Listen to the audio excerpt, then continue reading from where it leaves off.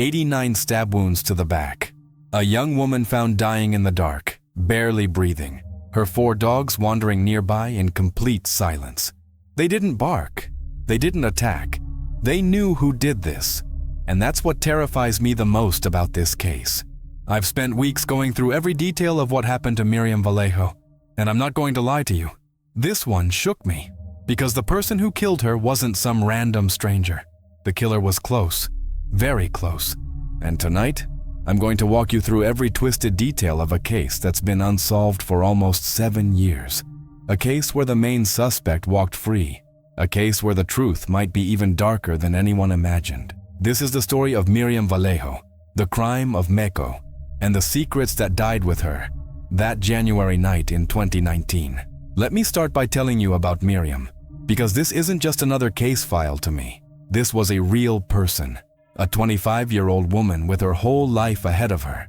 Miriam Vallejo Pulido was from Alovera, a small town in Guadalajara, Spain. Everyone called her Mimi. By all accounts, she was one of those people who lit up a room. Her Aunt Maria describes her as wonderful, exemplary, the kind of friend who would drop everything to help you. She loved animals, especially her dogs. She was kind. She was loyal. And those qualities, ironically, might have been exactly what got her killed. In October 2018, just a few months before her death, Miriam made a decision that would change everything.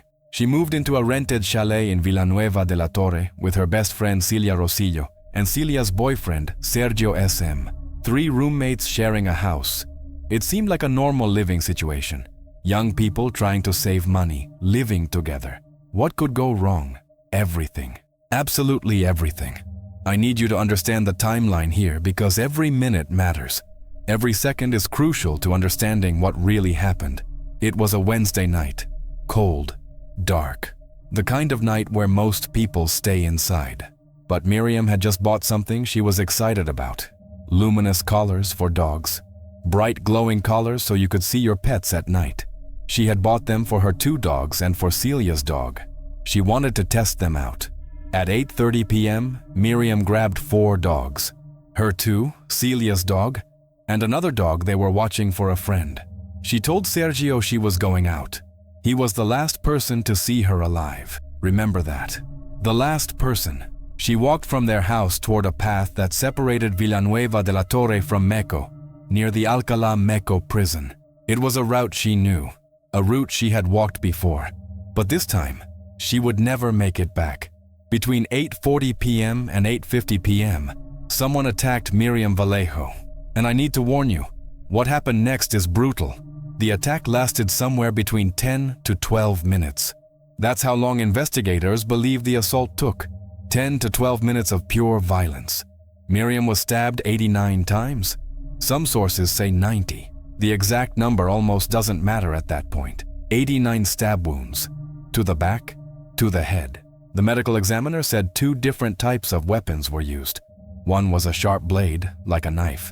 The other was more puncture-like, possibly a screwdriver or similar tool. This wasn't a quick kill. This was rage. This was personal. The attack came from behind. Evidence suggests the killer grabbed her by the back of the neck, pulled her back, and started stabbing. Miriam tried to defend herself. There were defensive wounds on her hands and arms. She fought. God, she fought?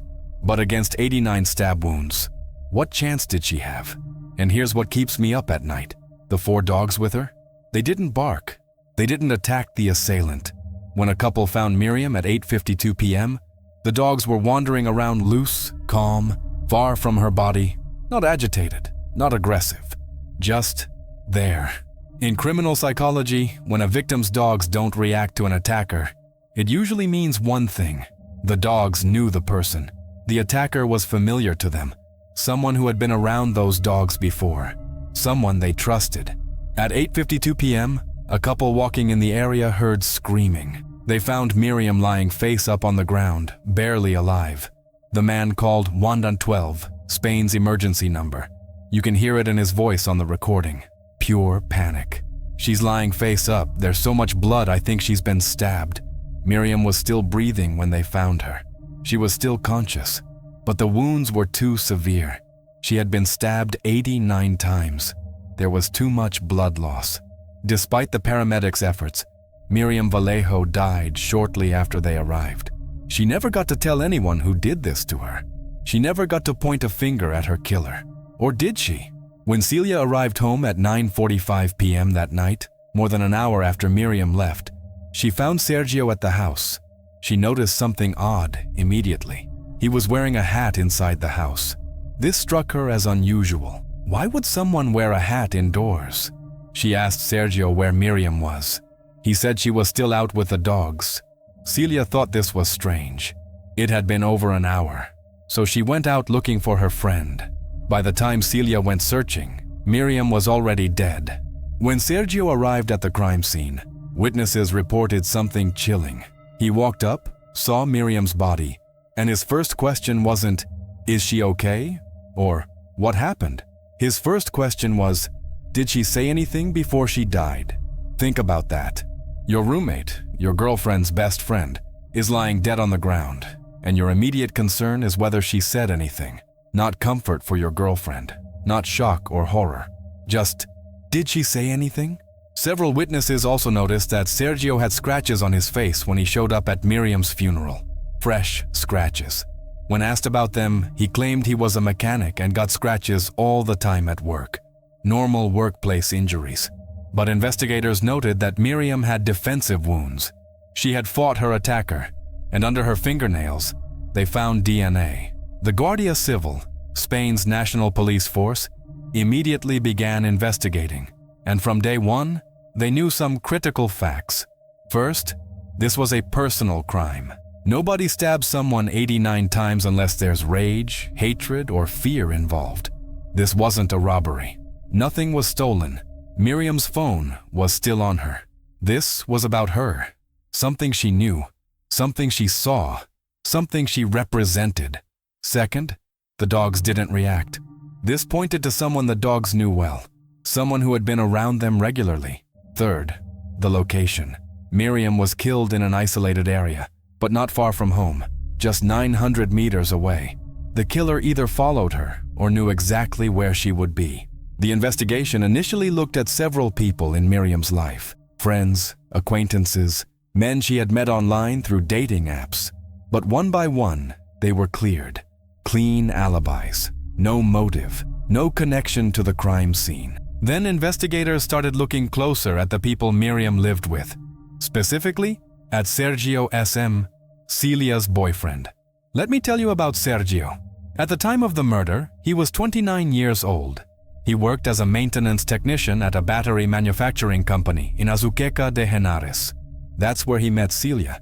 She worked in the same company's laboratory, having graduated with a degree in chemistry from the University of Alcalá.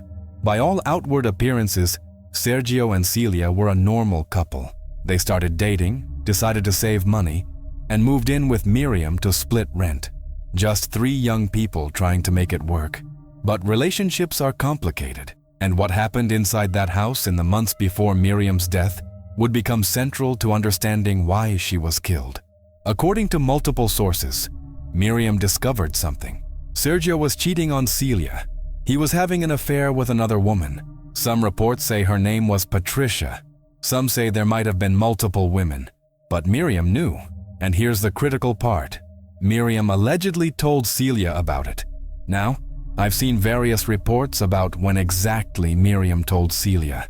Some say it was days before the murder. Some say Miriam was planning to tell her.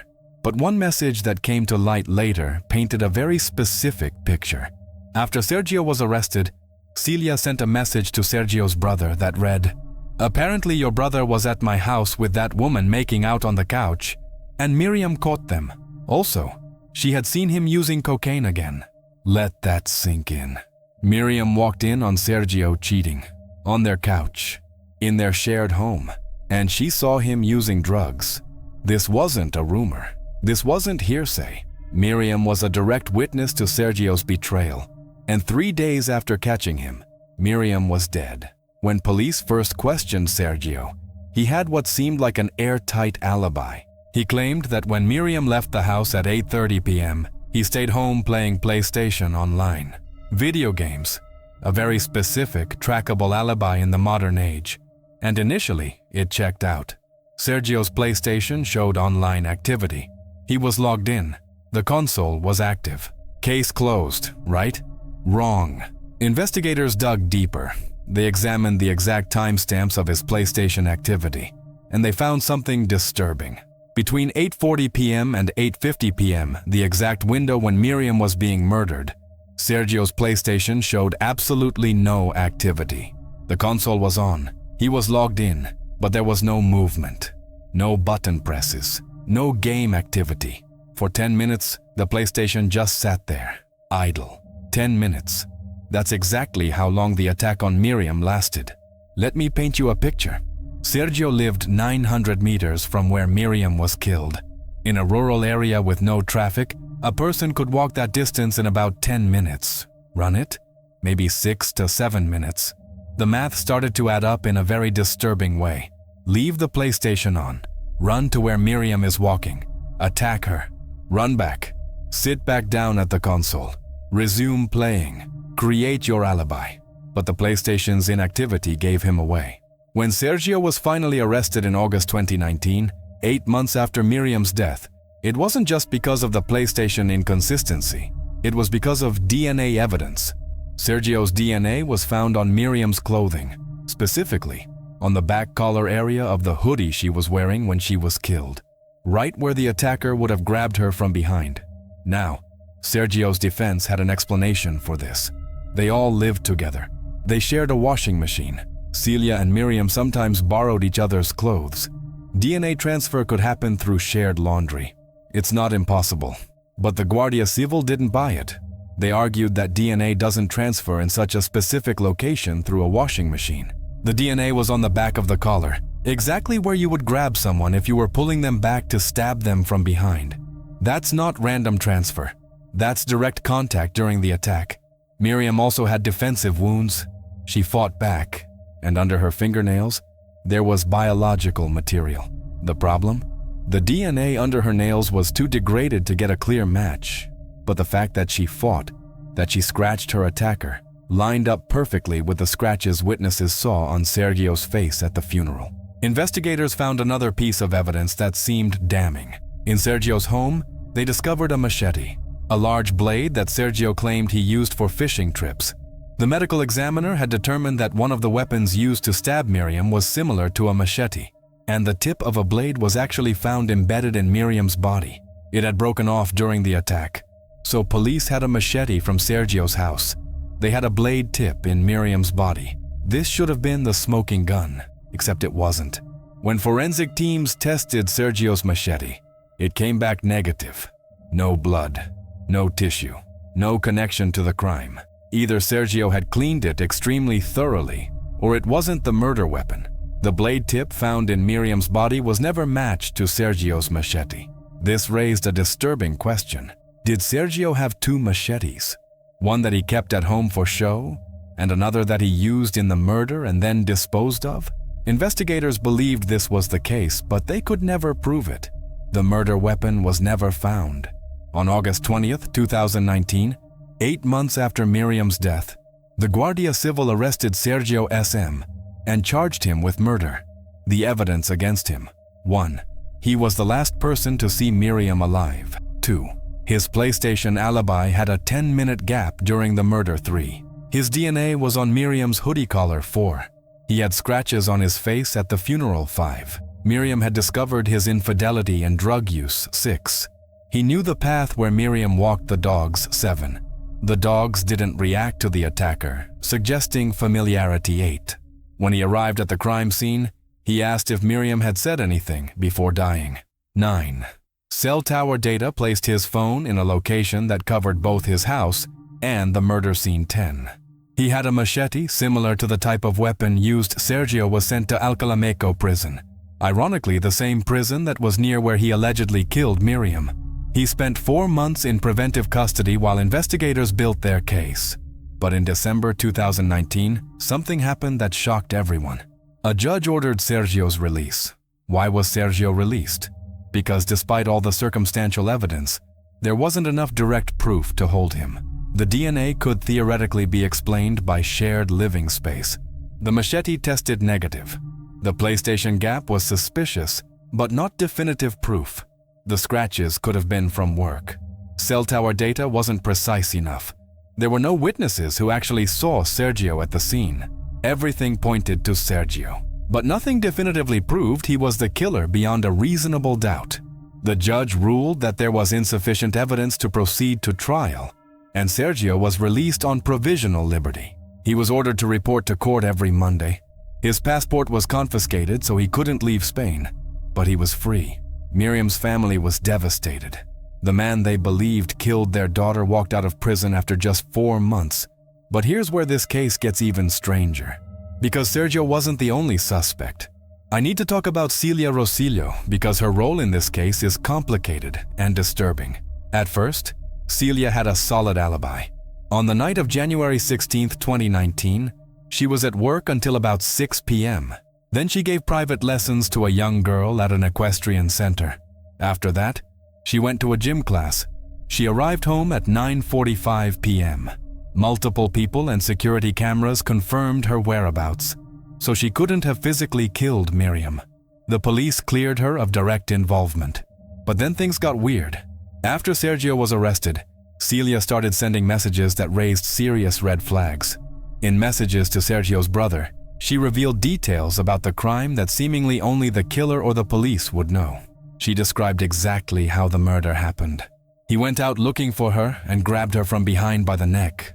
How did she know that? The attack wasn't witnessed. The exact method wasn't public knowledge. When investigators asked Celia how she knew these details, her answer was bizarre. She claimed psychics told her, fortune tellers. She said she had consulted with multiple psychics after the murder to try to understand what happened to her friend, and they had given her specific details about how Miriam died. The Guardia Civil actually tracked down these supposed psychics, and they confirmed they had spoken with Celia. But did psychics really tell her these details? Or did Celia know these details because Sergio told her? Or worse, because she was somehow involved? Celia changed her testimony multiple times, 3 to 4 different versions of events. Initially, she defended Sergio. She said there was no way he could have done it. Then, after his arrest, she turned on him completely. She wrote on Facebook, "I feel disgusted with myself for trusting him, for defending him, for taking care of him. After he spent an entire year cheating on Estefi with me, what could I expect? That girl dodged a bullet." This revealed that Celia herself had been the other woman in a previous relationship of Sergio's. He had cheated on his ex-girlfriend Estefi with Celia for a year. So Celia knew firsthand that Sergio was a serial cheater. And when Miriam discovered he was now cheating on Celia, that created a very dangerous situation. In later testimonies, Celia revealed even more disturbing details. She said that when they went on fishing trips, Sergio would sometimes tell her, in a joking but creepy way, that in places like those, he could kill her and dispose of her body, and no one would ever know. She also mentioned that Sergio had arrived home the night of the murder wearing different clothes than what he claimed to be wearing. She noticed the hat on his head indoors. She thought his behavior was strange, distant, cold. So was Celia an innocent victim who lost her best friend? Or was she involved in some way? Did she know what Sergio was planning? Did she cover for him afterward?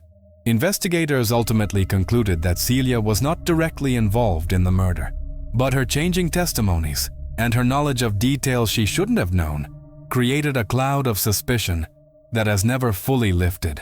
Just when you think this case couldn't get more complicated, in December 2020, almost 2 years after the murder, a new suspect emerged. Alberto Berzosa was a drug addict.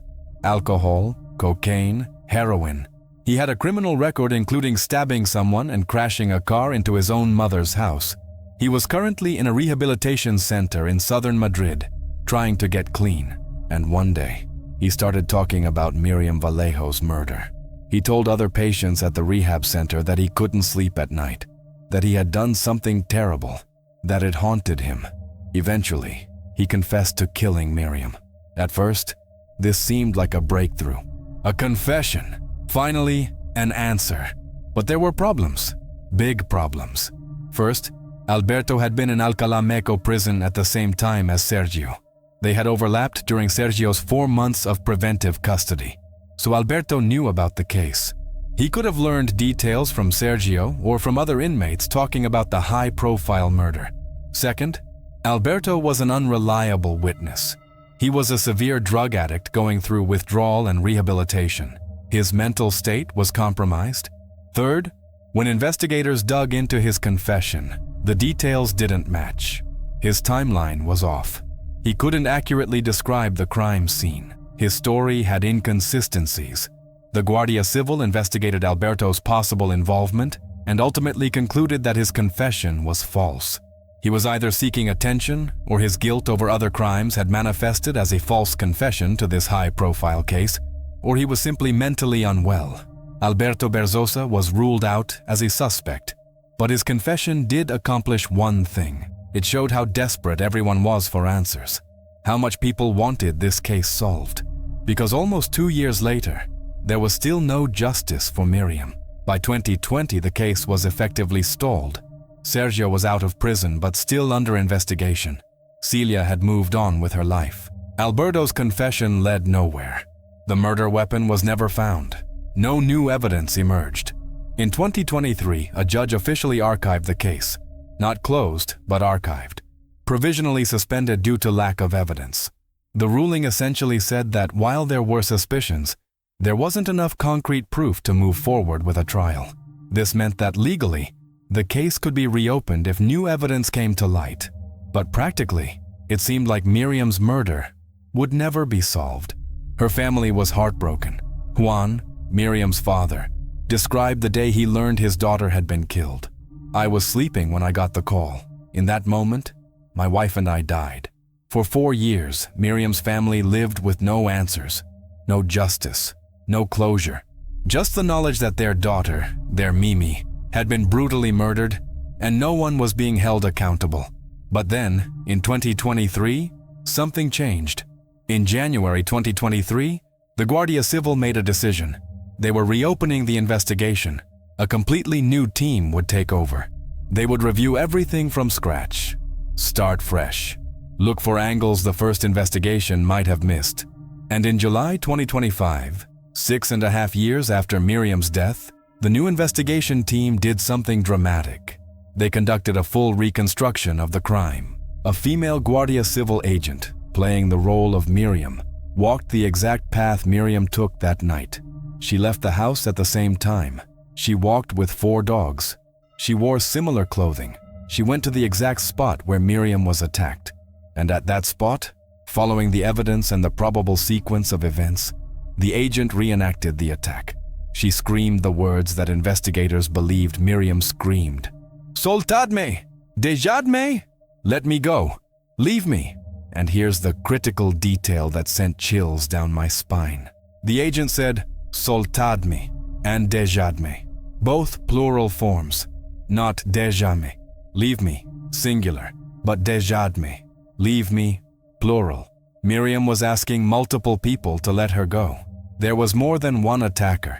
This changes everything. The reconstruction revealed something the original investigation may have missed. The evidence pointed to multiple assailants. Remember, 2 different types of weapons were used, a knife and something more puncture-like. Why would one person use 2 weapons? It's possible, but it's more likely that 2 different people used 2 different weapons. Remember, Miriam received 89 stab wounds. That's an extreme amount of violence. Could one person deliver that many stabs in 10 minutes while also controlling the victim? Or were there multiple people attacking her simultaneously? Remember, Celia mentioned that Sergio grabbed Miriam from behind by the neck. But if he's holding her from behind, who's stabbing her? You can't hold someone with both hands and also stab them with a knife, unless there's a second person. The new investigation team started looking at this possibility seriously. What if Sergio didn't act alone? What if someone helped him? A friend? An accomplice? Could it have been someone Miriam knew, which would explain why the dogs didn't react? The new team began interviewing people who hadn't been questioned in the original investigation. Friends of Sergio. People who were around in January 2019. Anyone who might have information about who Sergio was with that night or in the days before. According to Miriam's Aunt Maria, The family spokesperson, "The new investigation is making progress. The Guardia Civil is doing excellent work. There's a new line of investigation, and they're interrogating many more people than were interviewed initially. They're getting important new information." She added emphatically, "They're going to arrest them. 100%, they're going to catch them."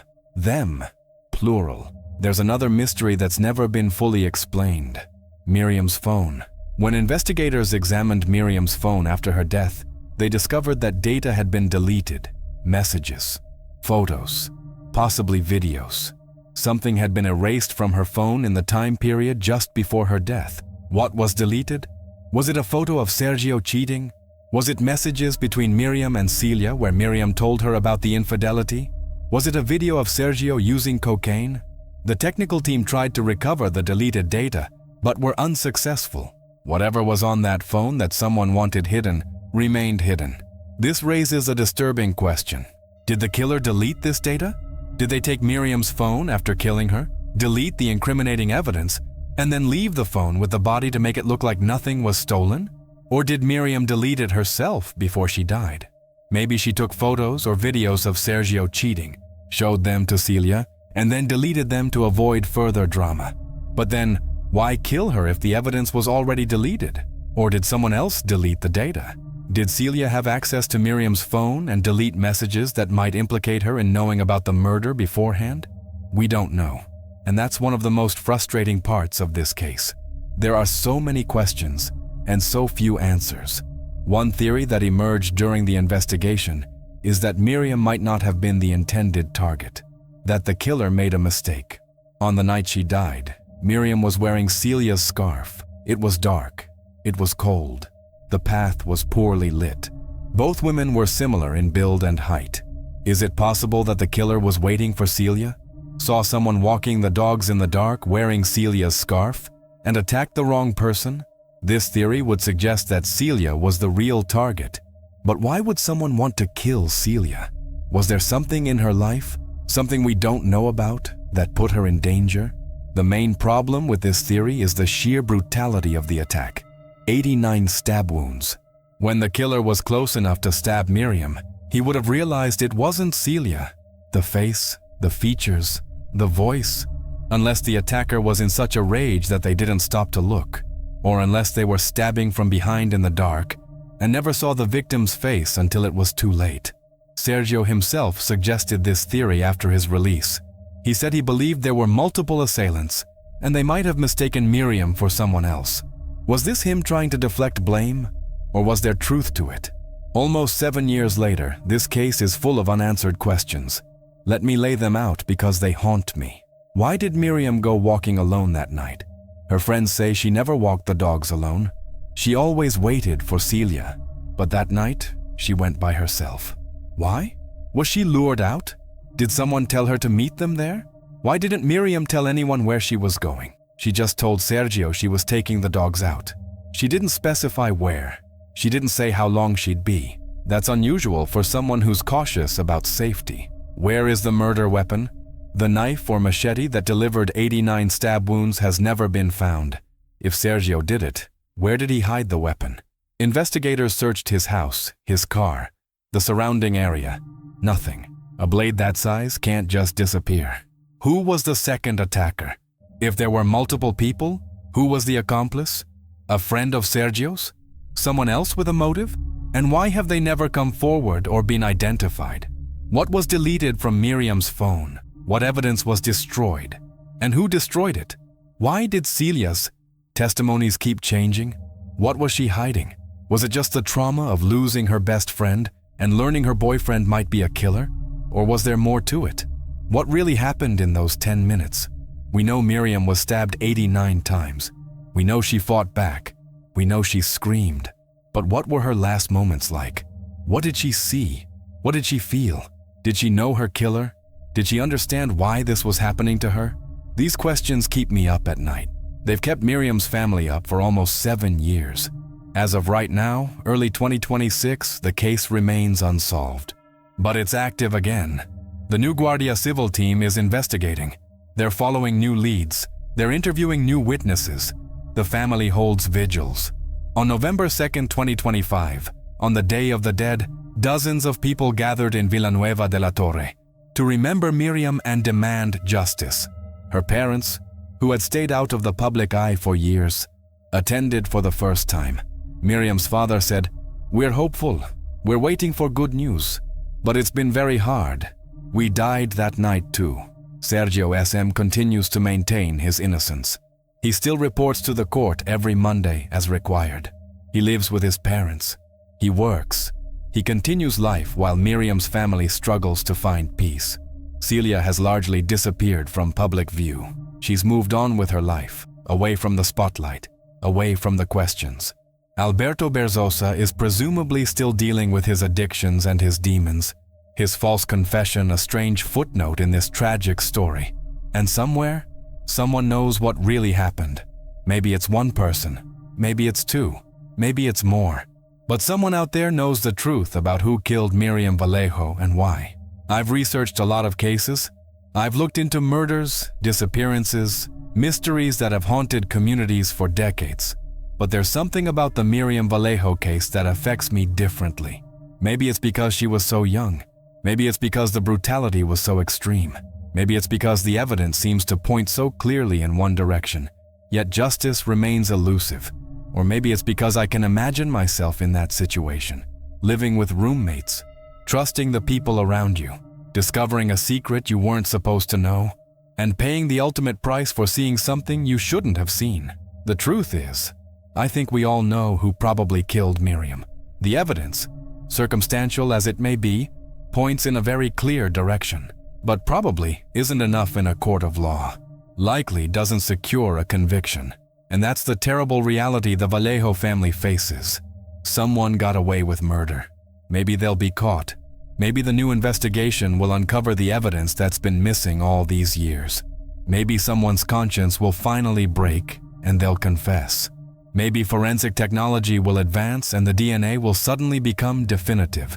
Or maybe Miriam's killer will live the rest of their life free, knowing what they did, carrying that weight, but never facing justice. But here's what gives me a small amount of hope. The new investigation team's reconstruction found something. The plural form, soltadme, multiple attackers. This opens up new lines of questioning. If there were accomplices, one of them might talk. Criminals who act alone can keep secrets forever. But when multiple people are involved, loyalty breaks down. Fear takes over. Someone makes a mistake. Someone talks. And that recording of the reconstruction, with the agent screaming, "Soltadme," in the exact spot where Miriam died, on the same path, at the same time of night, that had to send a message to whoever was responsible. The Guardia Civil is still hunting. They haven't forgotten. They're not giving up. According to the family's spokesperson, there are new pieces of evidence that haven't been made public yet. Information the police are keeping confidential as they build their case. The investigation is moving in a very good direction. Maybe, just maybe, justice for Miriam is finally coming. The case of Miriam Vallejo, the crime of Meco, is a tragedy that should never have happened. A 25-year-old woman, full of life, killed in the most brutal way imaginable, just minutes from her home, while walking her dogs on a January night. The investigation has spanned almost 7 years. It has identified suspects, arrested one, released him, investigated others, heard false confessions, archived the case, and reopened it. Through it all, one constant remains. Miriam's family wants answers. They want to know who did this and why. They want justice. They want to be able to visit Miriam's grave and tell her that the person who hurt her is finally paying for what they did. As of today, that hasn't happened yet. But with the new investigation, with the reconstruction pointing to multiple attackers, with new witnesses being interviewed and new evidence being analyzed, there's hope. I truly believe this case will be solved. The Guardia Civil is too determined. The family is too persistent. The evidence, while circumstantial, is too substantial. Someone will make a mistake. Someone will talk. The truth will come out. And when it does, Miriam Vallejo will finally get the justice she deserves. A justice that's been 7 years in the making. Until that day comes, we remember Mimi. We remember her smile, her kindness, her love for animals, her loyalty to her friends. We remember that she was a real person whose life mattered, and we demand that her killer, or killers, be brought to justice. No one should get away with taking a life, especially not like this. Justice for Miriam. Subscribe if you want updates when this case finally breaks.